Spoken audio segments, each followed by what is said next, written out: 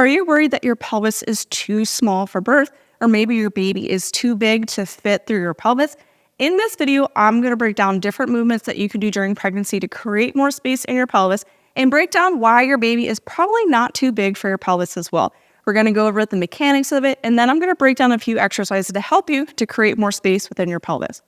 If you like this video and you want more videos like this, be sure to subscribe to our channel because we break down tons of information about creating space within your pelvis with different exercises, childbirth education, and we help to support you in the postpartum as well. So be sure to subscribe to the MamasteFit YouTube channel so you get notified whenever we release new videos, release new workouts and movement videos every Tuesday, and then tons of educational content to support your pregnancy, your birth, and beyond on our channel throughout the week.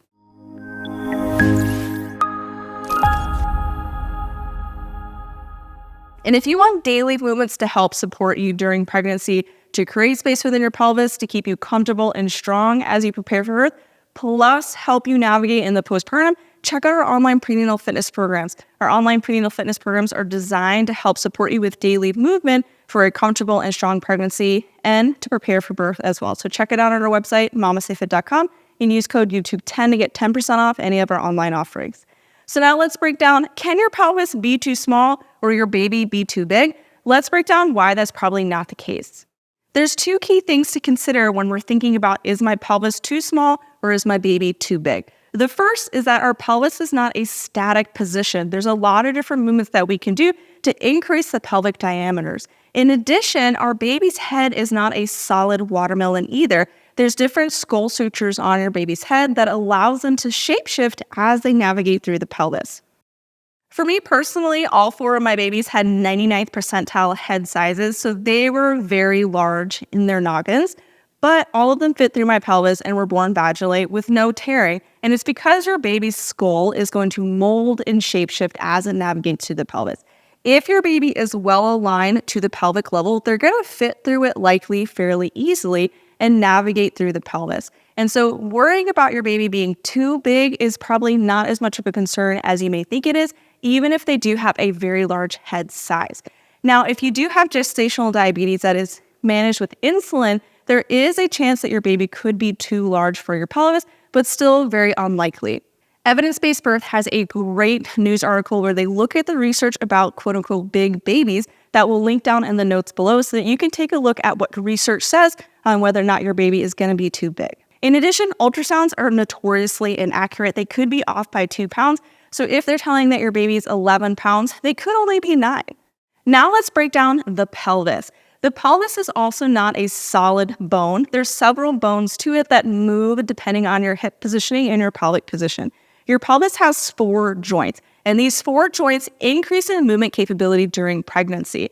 The front of the pelvis is the pubic symphysis joint. This joint is going to help to move the 2 pelvic halves in the front side or this pubic bone area. On the back, we have our sacroiliac joints, known as your SI joints, on either side of the sacrum. This is going to help to move your sacrum forward and backwards, in addition to allow the pelvic halves to move on the back side of the pelvis. And then we have the sacrococcygeal joint, which is the junction between your sacrum and your coccyx, known as your tailbone, that is actually going to allow your tailbone to shift and move around as well.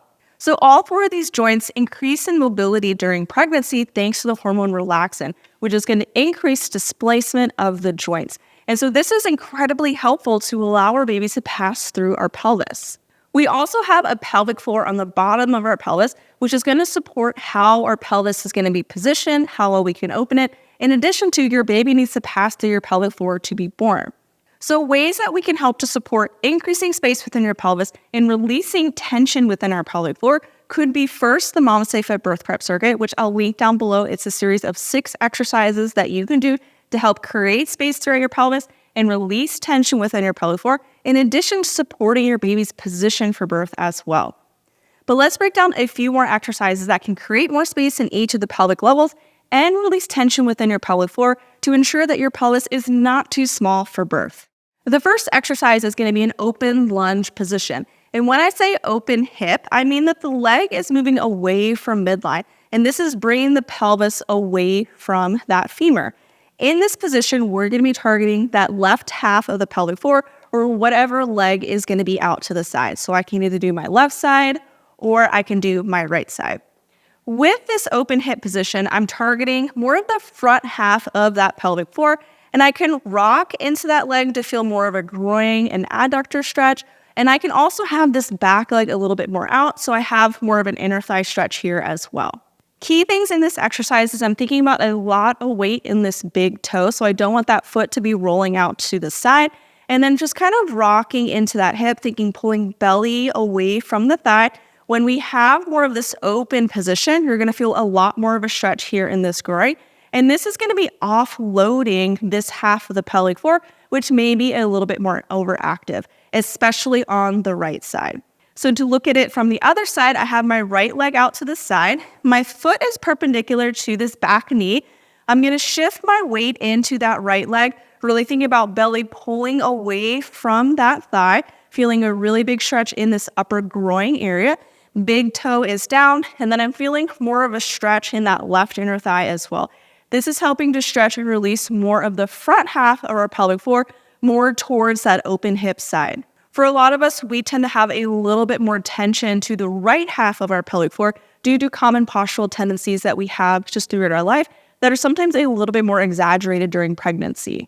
Open hip positions like this are going to help to create space in the upper mid-pelvis to help your baby begin to rotate through the pelvis. One of the places that your baby may have more issues is entering into the pelvis or engaging, and upper mid-pelvis openers can help to create space to help them enter into the pelvis. And so if your baby is still trying to engage or we're trying to create space in that upper mid-pelvis to help them rotate, we can find more of these open hip positions during pregnancy.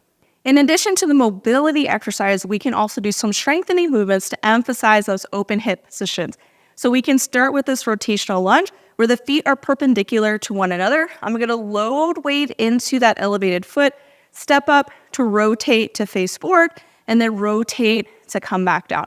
And so we can do these rotational lunges as a strengthening exercise to help create space in that upper mid-pelvis to help your baby engage. In addition to those open hip positions, we can also find more closed hip positions to improve lower pelvic mobility. And so pelvic mobility is how is the pelvis rotating on that femur. And so open hip positions, the pelvis is rotating away. In closed hip positions, the pelvis is rotating towards the femur. And this is helping to create space in the lower mid-pelvis by finding a little bit more movement here underneath that pubic arch, which is super helpful to helping your baby finish the rotation out of the pelvis. Another common area that babies may experience a labor stall is a late labor stall. And so this is commonly when you're 8 centimeters or you've been pushing for a while, and baby is just having a hard time finishing that rotation underneath that pubic bone. If we can find more of a closed hip position with that internal hip rotation and adduction, we can lift up that front pelvic half to make it easier for our baby to finish that rotation underneath the pubic bone. We can do this in exercises like the hip shift. So we can start with the feet more parallel towards one another, or you can step the right foot forward. From here, I'm going to shift my weight into my left foot, thinking rotating my belly towards my thigh. And so the pelvis is rotating towards that left femur, and most of the weight is in that left leg. From here, I'm going to think a lot of weight in my left big toe. Again, rotating that belly a little bit more. Really think, can I pull my belly towards the thigh without the thigh moving away? And you're going to feel more of an intense stretch towards the back hip pocket. So if you were wearing blue jeans, where your jean pocket would be.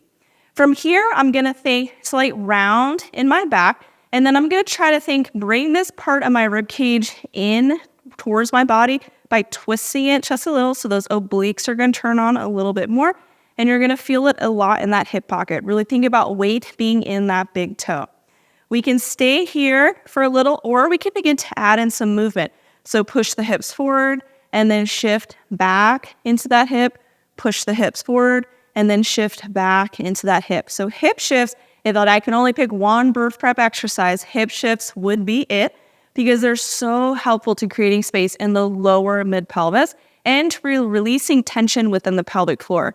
In the MamasteFit birth prep circuit, we include 2 different hip shifts, and we have tons of hip shift breakdowns in my book, Training for Two, in addition to our YouTube channel. If you look up any MamasteFit birth prep exercises, there's going to be tons of workout videos for you.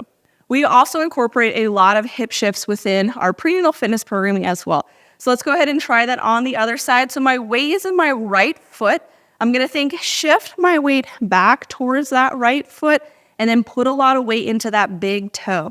From here, I'm going to think belly is really rotating towards that thigh, and the thigh is not moving, so it's not shifting outwards. It's like a pull that's static and strong and unmoving. And then I'm going to really bring that belly a little bit towards that thigh. Going to bring this rib cage down. So think that little point right here, kind of twisting it in and back. And then you should feel a really big stretch through this back hip pocket. You may feel it a little bit more on one side versus the other. And then we can push the hips forward and then come back, going back and forth. Now, if you wanted to incorporate a strengthening exercise to help you move through that movement as well with creating space in the lower mid pelvis, we can do it with all of our single leg exercises, especially our staggered stance Romanian deadlift. So we're going to put weight into that left foot. Right foot is just stepping back a little, just like kickstand. It's just there to provide some balance. I'm going to reach down to grab my weight, and then I'm going to find that same belly to thigh position. So kind of rotating my belly more towards that thigh. I'm going to lower down towards the floor. It does not have to touch the floor. And then exhale to come up. And now your belly may hit your thighs, so we may not be able to go super far down, but really think about lots of weight in that big toe of the forward foot. And then we're just slightly rotating towards that left leg. So the weight is kind of helping you pull a little bit deeper into it. If you want to add a little bit more, we can rotate to face forward and then rotate back towards the thigh as you lower it down. If that feels like too much, just keep that closed hip position and go up and down. And that's a really great way to strengthen your hamstrings, which help to pull your pelvis into internal rotation, to stretch the posterior pelvic floor, and to help you find a deeper hip shift. Like I said, in our prenatal fitness programs, we incorporate a lot of different hip shift variations and internally rotated positions because we know how important they are to helping you to create space within your pelvis as you prepare for birth. And so is your pelvis too small for birth?